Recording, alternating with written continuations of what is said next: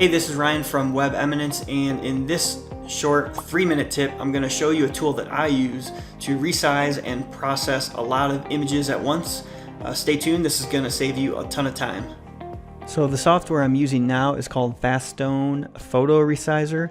You can find it at faststone.org.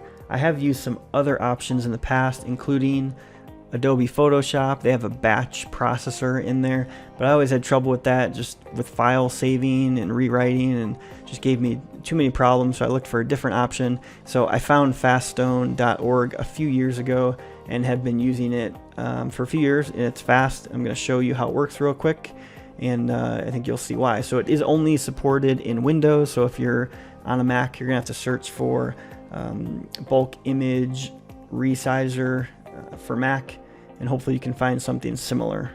But here's what the software looks like. It's pretty simple. You can browse for images on the left hand side, but I usually just drag images in.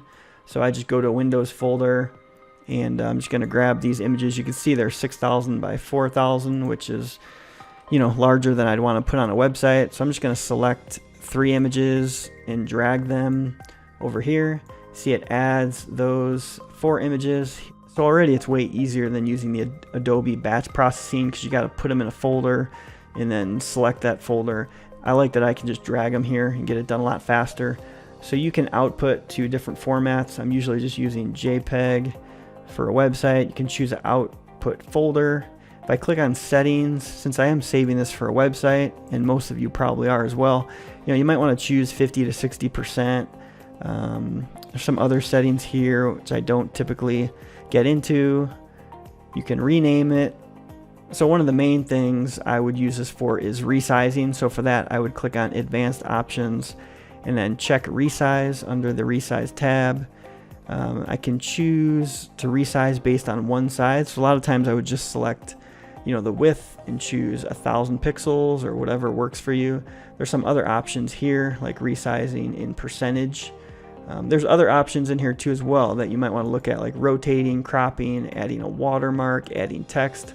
So this is going to be helpful for a lot of people just to bulk edit images. But I'm basically using this to resize large images and then give them a smaller file size using resizing, and then using the, you know, JPEG quality level just to reduce the file size. So once you go through all those options, I'm just going to click convert. It's going to convert those images. There's only 4, so it'll just take a few seconds. So that's all done. It took about 6 seconds. If I go to that folder and I click on one of these, you can see now they're about 1,000 pixels wide, and it's 181 kilobytes rather than 3 meg that it was before. So this is more suitable for a website. You could get it even smaller depending on, you know, how you're using it on a website, but those settings are up to you. So that's how the software works. And again, you could go find that at faststone.org. If you're interested in seeing the image sizes that I typically use on websites, you can check out the 3-minute tip video I did on that topic, and I'll link it here, and we'll see you on that video.